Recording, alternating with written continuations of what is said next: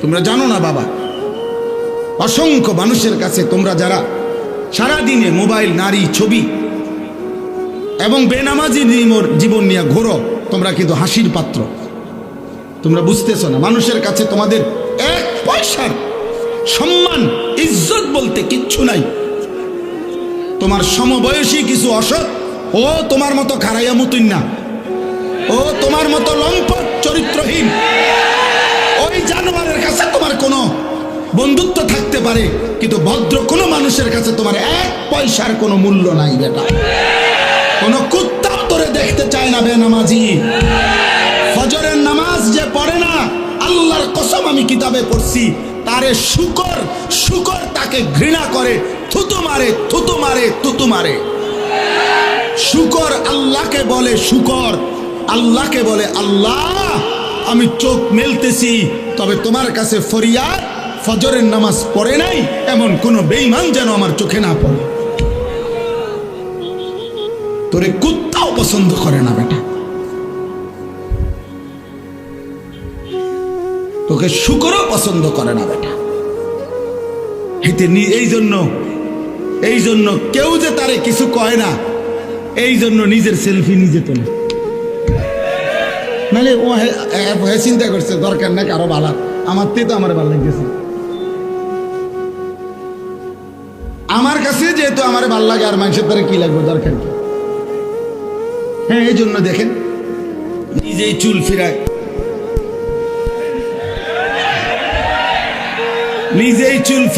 নিজেই ফেসবুকে উঠায়, নিজেই আবার পোস্ট করে, নিজে সবারে বাবা আরে তার সিরা রে, তোমার যে তার সিরছে ভাই তো মনে জানে না, জানলে তারা পাবনা পাঠাই। উপযুক্ত যদি লোক না পাও পাবনার, আমার কাছে পরিচিত লোক আছে। হ্যাঁ হ্যাঁ দোস্ত, কারো যদি পাবনার ঠিকানা লাগে আমার কাছে আছে, নাম্বার আছে, ভালো তোমার একবারে জায়গাত ভর্তি করাই দিব। পাবনায় আমি কয়দিন আগেও গেছি মাহফিলে, কারণ অনেক লোক আমার পরিচিত আছে, তোমার একদম সুন্দরভাবে সিট লইয়ে দিব এনে পাগলা গারদে। অতএব ফিরে আসো বাপ, ফিরে আসো। হাসলেও মরে যাবা, কাঁদলেও মরে যাবা, সুখে থাকলেও মরে যাবা, দুঃখে থাকলেও মরে যাবা, মনে থাকলেও মরে যাবা, ভুলে গেলেও মরে যাবা। বাবাদেরকেও বলি, বাবারা সব আমরা মরে যাব। এই পৃথিবী রাজপ্রাসাদে থাকলেও মৃত্যু হবে, জীর্ণ কুঠির কুড়ে ঘরে থাকলেও মৃত্যু হবে। এই কথাটাই আমার শেষ করে। আল্লাহ তাআলা বলছেন ওয়াজাআত সাকরাতুল মাউতি বিল হক। আল্লাহ বলছে বান্দা ভুলে যেও না বান্দা, সত্যি সত্যি একদিন মৃত্যুর যন্ত্রণা আসবে, মৃত্যুবরণ করতেই হবে। তুমি হাসলেও চলে যাবা, কাঁদলেও চলে যাবে। তুমি যদি সেজদা করতে করতে আব্দুল কাদের জিলানীও হও, তবুও মৃত্যুর যন্ত্রণার মুখোমুখি হয়ে মৃত্যুবরণ করবে। নাফরমানি করতে করতে যদি ফেরাউন নমরুদের মতো হও, তবুও মৃত্যু যন্ত্রণা ভোগ করে করে মৃত্যু হয়ে যাবে। অতএব ছেলেরা, বাবারা, বয়স্করা, মারা, বোনেরা, আমি আপনি সবাই আমরা আমাদেরকে চলে যাইতে হবে মৃত্যুর মুখোমুখি হয়ে। দোস্ত একটা কথা শুধু মনে রাখবে, মৃত্যুর মুখে মৃত্যুর যন্ত্রণা যখন শুরু হয়, তাফসীরের মধ্যে আছে 950 বছরের নূহ আলাইহিস সালাম, 950 বছর যিনি এই পৃথিবীতে হায়াত পাইছেন, আল্লাহর কসম ওনাকে জিজ্ঞেস করা হয়েছে মৃত্যুর পূর্ব মুহূর্তে, হে নবী নূহ, দুনিয়ার এই লম্বা হায়াত যেটা আপনি ছিলেন, আপনার কাছে কতটুকু সময় মনে হচ্ছে? হযরত নূহ আলাইহিস সালাম বলছেন, হায় শোনো, একটা লোকের একটা ছোট্ট ঘর, যে ঘরের দুইটা দরজা, এক দরজা দিয়ে ঢুকছে, আরেক দরজা দিয়ে বের হইছে। হযরত বলেন নূহ আলাইহিস সালাম, আল্লাহর কসম, আমার এই মৃত্যুর যন্ত্রণা এখন এই মুহূর্তে আমার মনে হচ্ছে আমি যেন 950 বছরের এই সময়টা ওই ব্যক্তির ছোট্ট ঘরের এই দরজা দিয়ে ঢুকছি আর এই দরজা দিয়ে বের হইলাম। তাফসীরের মধ্যে আছে 900 বছরও যদি কেউ পৃথিবীতে আল্লাহর নাফরমানি করে হায়াত পায়, কিন্তু একদিন এক সেকেন্ডের কোনো দুঃখ পায় নাই, একটা বারের জন্য কাঁদে নাই, একটা সুইয়ের খোঁচাও তার শরীরে কোনোদিন লাগে নাই, কিন্তু হায়াত পাইছে 900 বছর। আল্লাহর নাফরমানি করছে, খোদার কসম তাফসিরে লিখছে বাবা, নওজোয়ান প্রিয় ভাই আমার, তাফসিরের মধ্যে লিখছে মৃত্যুর যন্ত্রণা যখন শুরু হবে, মালাকুল মউত আজরাইল আসার টাইম যখন হবে, তখন সাকরাতুল মউতের 1 সেকেন্ড, মৃত্যু যন্ত্রণার প্রথম সেকেন্ডে 900 বছরের লাগাতার নাফরমান 1 মিনিটে সব ভুলে যাবে। প্রথম সেকেন্ড। দ্বিতীয় সেকেন্ডে যদি তাকে জিজ্ঞেস করা হয়, হে আল্লাহর বান্দা, তুমি জীবনে কোনো দিন পিছনের জীবনটা কেমন কাটাইলা? আল্লাহর কসম সে বলবে, আয় রব, জীবনে সুখ কাকে বলে, আনন্দ কাকে বলে, হাসি কাকে বলে আমি জীবনে দেখি নাই মাওলা, আমি জানি না। 1 সেকেন্ডের মৃত্যু যন্ত্রণা 900 বছরের আনন্দ ভুলায়। এখন 900 বছরওয়ালা হায়াত আছেন কেউ? তোমাকে কারো বাবা আছে, কারো দাদা আছে এমন? তাহলে নবী সাল্লাল্লাহু আলাইহি সাল্লামের সাহাবী আমর ইবনুল আস, ওনাকে মৃত্যুর পূর্বে জিজ্ঞেস করা হয়েছিল, হে নবীর সাহাবী, এই মুহূর্তে মৃত্যুর পূর্বে, উনি সাহাবী, ইমানদার, শ্রেষ্ঠ সাহাবীদের একজন, মিশর বিজেতা সাহাবী, সাহাবাদের মধ্যে জলিলুল কদর যারা, ওর মধ্যে একজন আমর ইবনুল আস। ওনারে বলা হয়েছে যে, হে সাহাবী, মৃত্যুর পূর্বে এখন আপনার সাকরাতুল মউত, মৃত্যুর যন্ত্রণাটা কেমন মনে হইতেছে? আমার কাছে কিতাব আছে দোস্ত, আরবি কিতাবে পড়ছি আমি। উনি বলছে, ইয়া বুনাইয়া, উনার ছেলেকে বলতেছিলেন, আমার সন্তান, কাআন্না জিবালাদ দুনিয়া আলা সাদরি, আমার মনে হইতেছে এই পৃথিবীর সবগুলো পাহাড় আমার বুকের উপরে চাপ দিয়ে রাখছে। কাআন্না জিবালাদ দুনিয়া আলা সাদরি, আমার বুকে যেন এই পৃথিবীর সবগুলো পাহাড় চাপ দিয়ে রাখছে। ওয়া কাআন্নী আতানাফাসু মিন সাকবিল ইবরা, আর তিনি বলেন, আমি যেন সুইয়ের ছিদ্র দিয়ে নিঃশ্বাস নিচ্ছি। তুমি কে দোস্ত? আমি কে? হায়, যদি সাহাবীর মৃত্যু যন্ত্রণা এমন লাগে, গত 30 বছর যে সুদ খায় ওই হারামখোরের মৃত্যু যন্ত্রণা কেমন? গত 60 বছর 40 বছর ধরে যে নাফরমান প্রতিদিন বিড়ি সিগারেট খায়, ওর মৃত্যু যন্ত্রণা কি হবে? প্রতিদিন যে ওজনে কম দেয়, হারাম রোজগার করে, চুরি ডাকাতি ছিনতাই লুণ্ঠন করে, এই নাফরমানের মৃত্যু যন্ত্রণা কেমন হবে? ওই যুবক, বলো না আব্বা, 365 দিনের খোদার 1 বছরে যে কোনদিন ফজরের নামাজ পড়লা না বাপ, ওই অবস্থায় তোমার মৃত্যু হলে তোমার মৃত্যু যন্ত্রণা কেমন? এরপরে তো জান কবজের কষ্ট, এরপরে তো কবরের কষ্ট, এরপরে হাসরের ময়দানে দাঁড়াইবার কষ্ট, এরপরে মিজানের পাল্লায় হিসাবের কষ্ট, এরপরে ফুলসিরাত পার হওয়ার কষ্ট, এরপরে জাহান্নামের কষ্ট। হায় বাপ, আমি সইব কেমনে, তুমি সইব কেমনে? আল্লাহু ওয়া রাসূলুহু ওয়াল্লাযীনা আমানুল্লাযীনা ইউকিমুনাস সালাহ, ওই সকল মুমিন মুসলিম পরিচয়ধারী যারা নামাজ আদায় করে। তাহলে কোনো বেনামাজি কোন ইমানদারের বন্ধু হইতে পারে?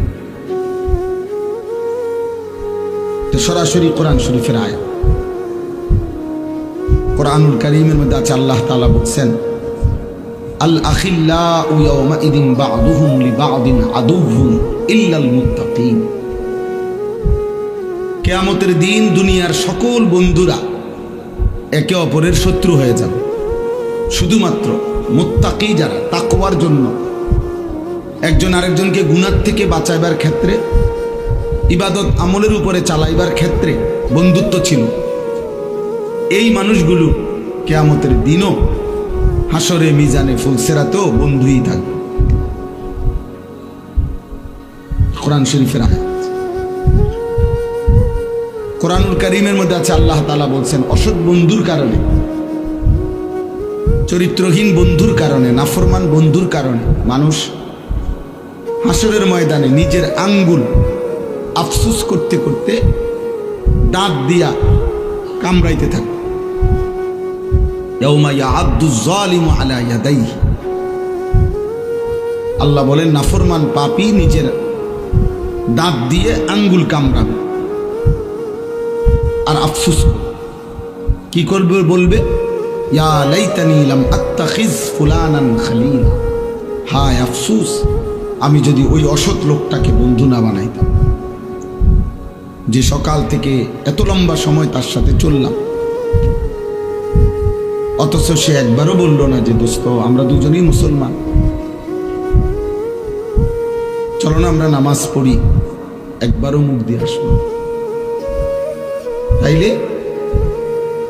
এই অসৎ চরিত্রহীন বন্ধুর কারণে নাফরমান পাপী আঙ্গুল দাঁত দিয়া কামড়াবে, অসৎ সংখ্যা। ইকমালুস সিয়াম কিতাবের মধ্যে আছে এই সোহবত সান্নিধ্য, কোন জায়গার মধ্যে যদি পায়খানা লাগে, একটু পায়খানাই লাগছে কোনখানে, এটা দুর্গন্ধ শুধু ওই জায়গাটাতে না, বরং বাতাসের মধ্যে পর্যন্ত দুর্গন্ধ ছড়িয়ে যায়, ফলে অন্য মানুষ নাকে লাগে দুর্গন্ধ, মানুষ তখন বলে কিরে এনে কোথাও দুর্গন্ধ, বোঝা গেল দুর্গন্ধ এটা বাতাসকে পর্যন্ত পরিবর্তন করে ফেলছে।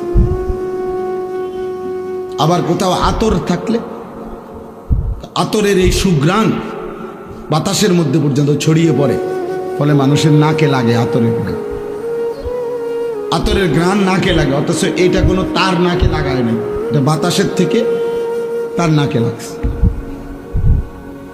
এই জন্য সোহবত সান্নিধ্য, ভালো কিংবা মন্দ, এটা আবহাওয়ার মধ্যে পর্যন্ত আসর করে, প্রভাব বিস্তার করে। এই জন্য দোস্ত এটা খুব জরুরি, সান্নিধ্য, আল্লাহ ওয়ালাদের সোহবত, নেককার মানুষের সান্নিধ্য। আমাদের খুলনার হজরত, বাংলাদেশের একজন বড় বুজুর্গ হজরত মৌলানা মুফতি নুরুল আমিন সাহেব, করাচি হজরত কুতবে আলম আরিফ বিল্লাহ হজরত মৌলানা শাহ হাকিম মোহাম্মদ আখতার রহমতুল্লাহ আলাই, উনার খলিফা। হজরত বলছেন প্রত্যেকটা মুসলমানের উচিত কমপক্ষে নিজ নিজ মহল্লার ইমাম, মুয়াজ্জিন, যারা সত্যিকার তাকওয়ার সাথে আল্লাহর ঘরের খেদমত করে, নিঃসন্দেহে তারা আল্লাহওয়ালা। হজরত বলেন ওই মহল্লার মানুষের উচিত ওনাদের সাথে হলেও ওনাদের সান্নিধ্য, সোহবত, সাহচর্য গ্রহণ করা, ওনাদের কাছে হলেও কিছুক্ষণ বসে, হোক তিনি ইমাম, সব হুজুর রে, সব আলেম রে, সব বক্তারে সবাই চিনতে হবে সারা বাংলাদেশ, এটা কোনো জরুরি, এটা কোনো জরুরি। জনপ্রিয়তা একটি ধোঁকা, জনপ্রিয়তা একদমই ধোঁকা।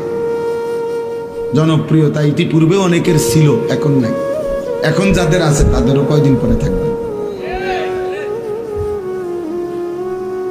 অতএব জনপ্রিয়তা কিছুই, জনপ্রিয়তার দ্বারা বক্তারও ফায়দা হয় না, শ্রোতারও ফায়দা। আমারে মনে করেন 1 কোটি মানুষ চিনে, তো আমার কবরের আযাব মাফ তো আর কি না বলে, তা আমার জনপ্রিয়তা দেখি আমার সবাই চিনছে তো বুঝলাম, তারপরে 10 কোটি মানুষ চিনলে আমার কবরের আযাব মাফ, তো তোর লাভ হলো কি? তা আমি আর এই জনপ্রিয়তা দিয়ে কি করবো? ঘাস কাটবো? আবার দেখেন আমারে চিনে, মনে করেন 1 কোটি মানুষ আমারে চিনে, এতে আমনের কি লাভ?